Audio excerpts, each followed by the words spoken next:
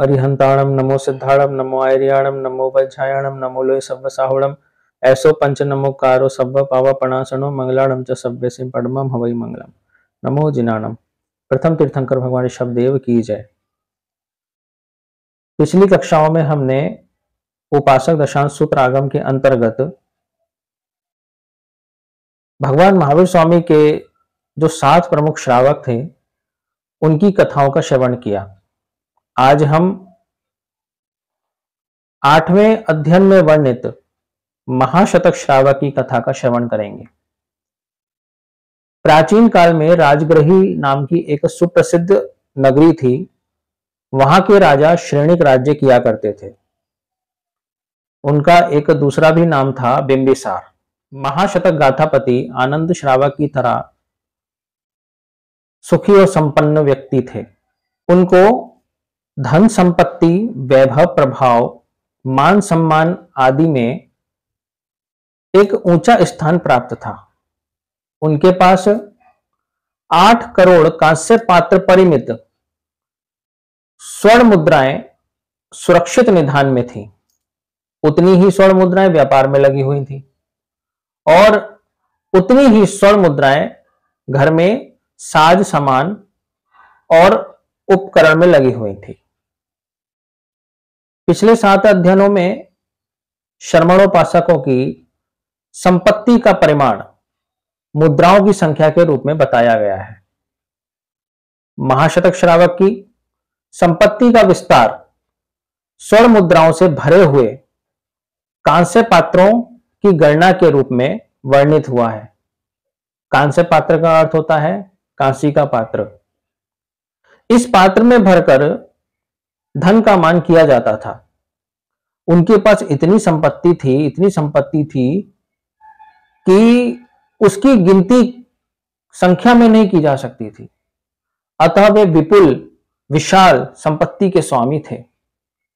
उनके यहां 10-10 हजार गायों के 8 गोकुल थे।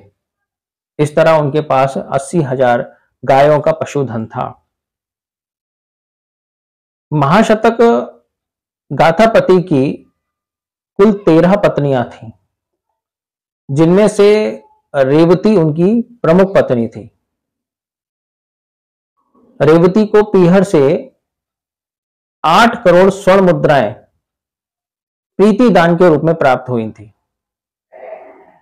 तथा 10-10 हजार गायों के 8 गोकुल भी रेवती गाथापतिनी को व्यक्तिगत संपत्ति यानी प्रीति दान के रूप में उसके पीहर से मिली थी। शेष 12 पत्नियों को अपने अपने पीहर से 1-1 करोड़ स्वर्ण मुद्राएं और 10-10 हजार गायों के 1-1 गोकुल व्यक्तिगत संपत्ति प्रीति दान के रूप में मिले थे। एक बार श्रवण भगवान महावीर स्वामी ग्रामानुग्राम विहार करते हुए राजगृही नगरी के गुणशील उद्यान में पधारे। संपूर्ण नगर में भगवान के आगमन की खबर फैल गई। जब यह बात महाशतक गाथापति को मालूम चली तो महाशतक गाथापति भगवान महावीर स्वामी के दर्शन वंदन करने के लिए गुणशील उद्यान में आए। प्रभु को वंदन नमस्कार करके वह धर्म सभा में बैठ गए। भगवान महावीर स्वामी ने वैराग्य परक देशना दी। उनकी देशना को सुनकर के महाशतक गाथापति के हृदय में काम भोगों के प्रति अनासक्ति का भाव उत्पन्न हुआ। उन्होंने श्रमण दीक्षा तो स्वीकार नहीं करी, लेकिन श्रावक के 12 व्रत स्वीकार करके वे श्रमणोपासक श्रावक बन गए। इसके बाद में उन्होंने घर जाकर के अपनी 13 पत्नियों को ये सारी बात बताई। रेवती जो थी वो काम भोगों के प्रति अत्यधिक उत्सुक रहा करती थी, लेकिन शेष जो 12 पत्नियां थीं उन्होंने महाशतक श्रावक की बातों को मानकर भगवान महावीर स्वामी के पास श्राविका के 12 व्रत स्वीकार कर लिए। रेवती व्यक्तिगत संपत्ति के रूप में अत्यधिक धनाढ्य थी। उसके मन में अर्थ और भोग की अत्यंत लिलिप्सा थी। एक बार रात्रि के समय में उसके मन में कुविचार आया, क्यों ना मैं अपनी इन 12 सौतों की हत्या कर दूं, और यदि मैं उनकी हत्या कर दूंगी तो उनकी सारी संपत्ति पर मेरा एकाधिकार हो जाएगा, और साथ ही साथ मैं अपने पति महाशतक के साथ अकेली मनुष्य के काम भोगों का सेवन करती रहूंगी।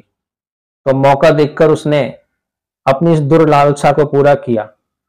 उसने अपनी 6 सौतों को शस्त्र के माध्यम से और 6 सौतों को विष के माध्यम से मार डाला।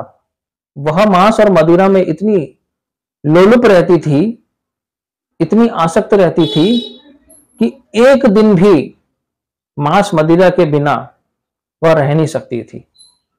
एक बार पूरे राजगृही नगरी में हमारी परिवर्तन की घोषणा हुई।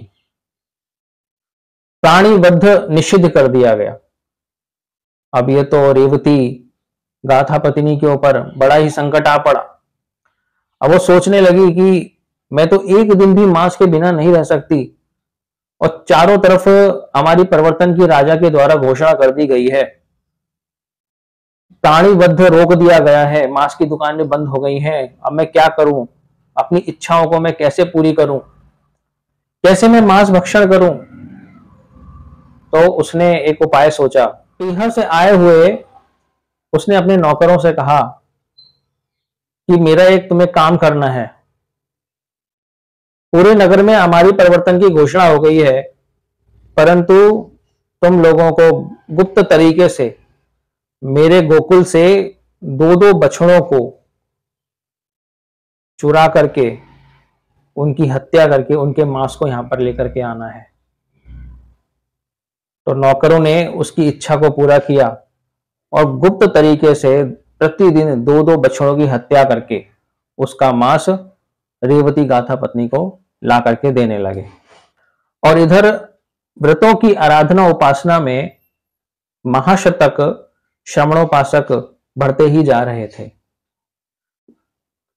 व्रतों का पालन करते हुए उनको 14 वर्ष बीत गए। उन्होंने अपने कौटुंबिक और सामाजिक दायित्वों को अपने बड़े बेटे को सौंप दिया। वो संसार से निर्लिप्त हो गए। जब रेवती गाथा पत्नी ने देखा कि उसका पति उसकी तरफ ध्यान नहीं देता, तो रेवती को यह बात अखरने लगी। एक दिन महाशतक श्रावक पोषशाला में धर्म ध्यान कर रहे थे। शराब के नशे में उन्मत्त बनी हुई रेवती लड़खड़ाती हुई पोषशाला में आई। उसके बाल बिखरे हुए थे। वह महाशतक श्रावक को उनके धर्म ध्यान से डिगाने की चेष्टा करने लगी। वह बार बार कामोद्दीपक हाव भाव दिखाकर उनके मन में काम वासना जगाने की कोशिश कर रही थी, परंतु महाशतक श्रावक वास्तव में आत्मबल के अप्रतिम धनी थे। रेवती के कामोद्दीपक चेष्टाओं से वे तनिक मात्र भी विचलित नहीं हुए। वे धर्म ध्यान में तल्लीन बने रहे। थक हार कर रेवती वहां से वापस चली गई। कुछ दिन बीत जाने के बाद महाशतक श्रावक ने 11 प्रतिमाओं को धारण किया और उनकी सम्यक रूप से आराधना की। उग्र तपश्चरण व धर्मानुष्ठान के कारण उनका शरीर क्रश हो गया। उन्होंने सोचा, अब इस अवशेष जीवन का उपयोग साधना में करना चाहिए। अतः उन्होंने मरणांतिक संलेखना और आमरण अनशन स्वीकार कर लिया। अत्यंत शुभ भावों में उन्हें कुछ दिनों के बाद अवधि ज्ञान उत्पन्न हो गया। उधर रेवती वासना की भीषण ज्वाला में जल रही थी। उससे रहा नहीं गया। वह वापस पोषशाला में महाशतक श्रावक के धर्म ध्यान को डिगाने के लिए आ गई। मांस और मदिरा ने उसके विवेक को नष्ट कर दिया था। दुर्व्यसनों में फंसकर वह धर्म प्रतिष्ठा और कुल मर्यादा से दूर हो गई थी। वह महाशतक श्रावक के साथ निर्लज्ज व्यवहार करने लगी। महाशतक श्रावक जो पहले शांत थे, आत्मस्थ थे, परंतु बार बार रेवती के द्वारा निर्लज्ज व्यवहार किए जाने से अब वह शुद्ध हो गए।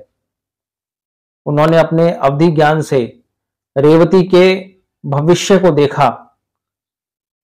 और देख करके वे बोले, रेवती, आज से 7 दिन के बाद भयानक अल्सक रोग से पीड़ित होकर अत्यंत दुख, व्यथा, वेदना व कलेश भोगती हुई तू मर जाएगी। और मरने के बाद प्रथम नरक रत्न प्रभा के लोलुपयायुत नरकावास में 84,000 स्थिति वाले नैरेक के रूप में उत्पन्न होगी। अभी अब तेरा जो जीवन है बहुत थोड़ा ही बचा है, तो इस अल्प जीवन में, इस थोड़े जीवन में तो इस प्रकार की हरकत क्यों कर रही है। जैसे ही रेवती ने अपने पति के मुख से भविष्य कथन को सुना कि वह मरने के बाद नरक में जाकर के उत्पन्न होगी, तभी उसको सांप सूंघ गया। मदिरा के नशे में और भोगों में उन्मत्त वह पागल बनी हुई थी। अब उसकी आंखों के सामने मौत की काली छाया दिखाई देने लगी। वह उल्टे पांव पोषशाला से चली गई और अंत में 7 दिनों के बाद अल्सक व्याधि से पीड़ित होकर के आर्त ध्यान में तड़प तड़प के मृत्यु को प्राप्त हुई और मरने के बाद वह पहली नरक के लोलुपयायुत नरकावास में नैरिक के रूप में उत्पन्न हुई। इधर भगवान महावीर स्वामी ग्रामानुग्राम विहार करते हुए राजगृही नगरी में पधारे। जो कुछ भी महाशतक श्रावक के साथ घटित हुआ था वे श्रमण भगवान महावीर स्वामी जानते थे। उन्होंने अपने अंतेवासी गौतम स्वामी से कहा कि तुम महाशतक श्रावक के पास में जाओ।